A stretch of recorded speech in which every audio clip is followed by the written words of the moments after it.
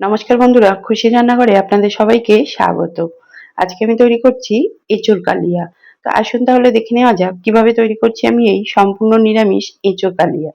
এই এঁচোড় কালিয়া তৈরির জন্য আমি এখানে ১ কেজি পরিমাণ এঁচোড় ভালো করে ছাড়িয়ে নিয়ে তারপর এঁচোড়গুলোকে একটু বড় বড় টুকরো করে কেটে নিয়েছি। আর এই এঁচোড়ের সাথে নিয়ে নিয়েছি আলু। ৫ টা আলুকে আমি ভালো করে ছাড়িয়ে নিয়ে তারপর আলুগুলোকে একটু বড় বড় টুকরো করে কেটে নিয়েছি।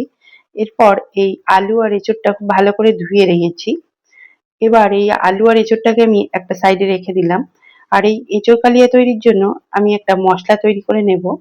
তার জন্য এখানে নিয়ে নিয়েছি একটা মিক্সির জার। এই মিক্সির জারের মধ্যে আমি দিয়ে দেব, এখানে আমি আদা ভালো করে ছাড়িয়ে নিয়ে তারপর ছোট ছোট টুকরো করে কেটে নিয়েছি আর ৩ টে কাঁচা লঙ্কা নিয়ে নিয়েছি। কাঁচা লঙ্কাগুলো একটু ভেঙে দিয়ে দিলাম আর আদার টুকরোগুলোও দিয়ে দিলাম। এর সাথে এখানে আমি ১ চামচ নিয়ে নিয়েছি চারমগজ। এই চারমগজটা দিলে এই এঁচোড় কালিয়ার গ্রেভিটা খুব সুন্দর হবে। সেই জন্য এখানে ১ চামচ চারমগজ দিয়ে দিলাম। নিয়ে নিয়েছি ৩ টে ছোট সাইজের টমেটো টুকরো করে। তো এই টমেটো টুকরোগুলো মিক্সির জারের মধ্যে দিয়ে দিলাম। এবার এই সমস্ত উপকরণগুলোর একটা মিহি পেস্ট তৈরি করে নিচ্ছি। এই এঁচোড় কালিয়া তৈরির জন্য উনানে একটা কড়াই বসিয়ে দিয়ে কড়াইয়ের মধ্যে বেশ কিছুটা পরিমাণ জল দিয়ে দিয়েছি। তারপরে এই জলের মধ্যে দিয়ে দিলাম ১ চামচ পরিমাণ সাদা তেল। গ্যাসের ফ্লেমটাকে হাই হিটে করে রেখে এই জলের মধ্যে দিয়ে দিচ্ছি সমস্ত এঁচোড়ের টুকরোগুলো।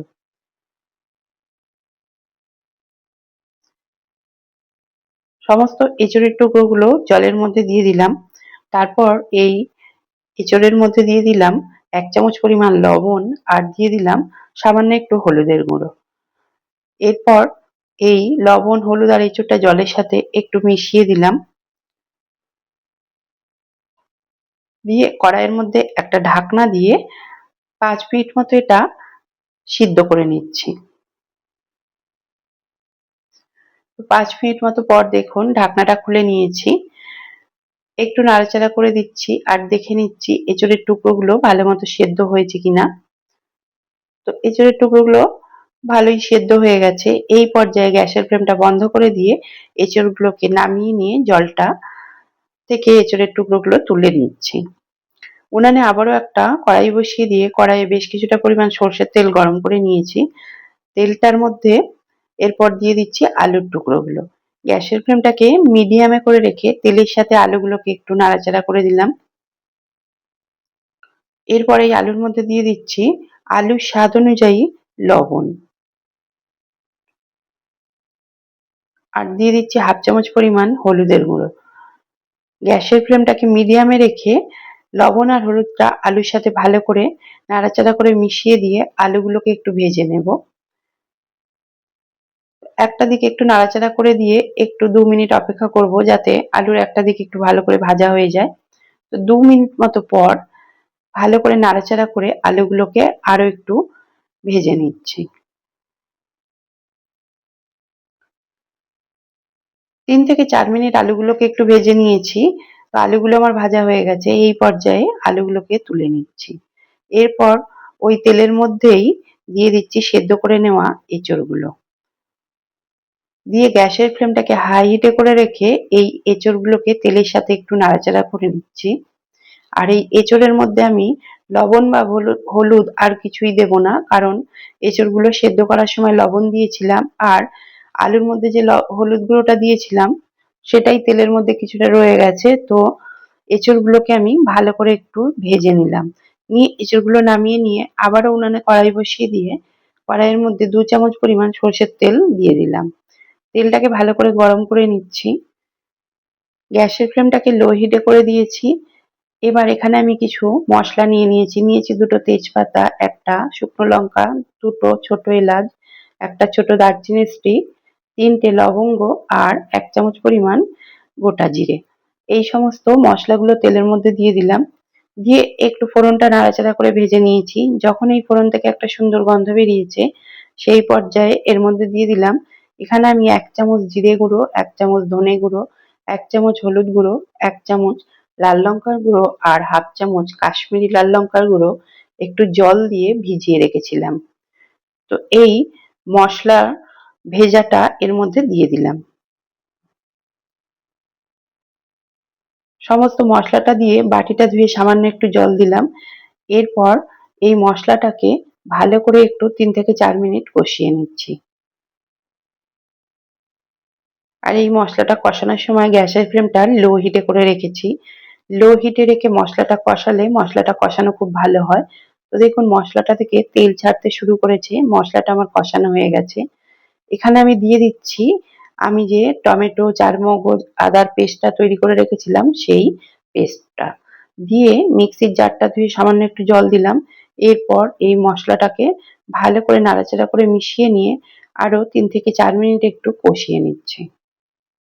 তো মশলাটা আমার কষানো হয়ে গেছে। এই পর্যায়ে এর মধ্যে দিয়ে দিচ্ছি ভেজে তুলে রাখা আলুগুলো।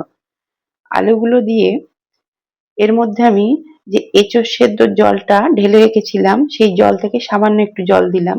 দিয়ে আলুগুলোকে মশলার সাথে একটু নাড়াচাড়া করে মিশিয়ে দিচ্ছি। এঁচোড় সেদ্ধর জলটা আমি ফেলে দিইনি, ওই জলটা আমি এই তরকারির মধ্যে ব্যবহার করব। তো আলুগুলো একটু মিশিয়ে দেওয়ার পর একটা ঢাকনা দিয়ে গ্যাসের ফ্লেমটাকে মিডিয়ামে করে দিয়ে আলুগুলোকে একটু 4 মিনিট মতো কষিয়ে নিয়েছি। 4 মিনিট মতো পর ঢাকনাটা খুলে নিয়েছি, দেখুন আলুগুলো মশলার সাথে বেশ ভালো কষানো হয়ে গেছে আর আলুগুলো সেদ্ধও হয়ে গেছে। এই পর্যায়ে এর মধ্যে দিয়ে দিলাম ভেজে তুলে রাখা এঁচোড়গুলো। দিয়ে মশলার সাথে এই এঁচোড় আর আলুগুলোকে ভালো করে মিশিয়ে দিয়ে আরো 5 থেকে 7 মিনিট এই আলু আর এঁচোড়টাকে মশলার সাথে আমি কষিয়ে নেব। খুব ভালো করে মশলার সাথে এঁচোড় আর আলুটাকে নাড়াচাড়া করে মিশিয়ে দিলাম। এই পর্যায়ে গ্যাসের ফ্লেমটাকে মিডিয়ামে করে দিয়েছি। তারপর এর মধ্যে দিয়ে দিচ্ছি এঁচোড় সেদ্ধ করার জলটা। যখন ভালো মতো কষানো হয়ে গেছে তখন আমি এই এঁচোড় সেদ্ধর জলটা দিয়ে দিয়েছি।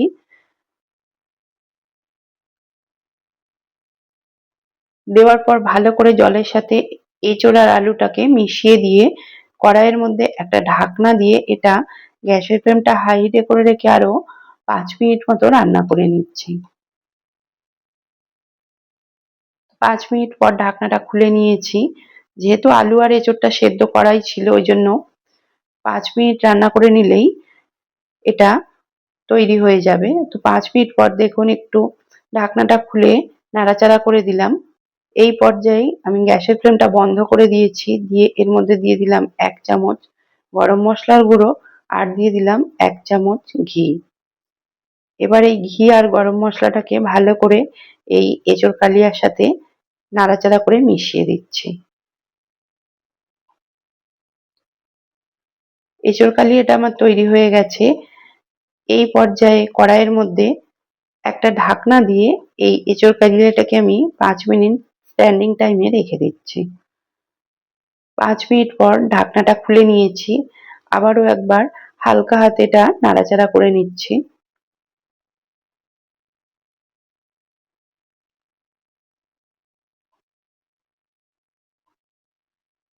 একবার হালকা হাতে নাড়াচাড়া করে নিয়ে এই এঁচোড় কালিয়াটা আমি নামিয়ে নিয়েছি। তারপর গরম গরম এটা পরিবেশন করে দিচ্ছি।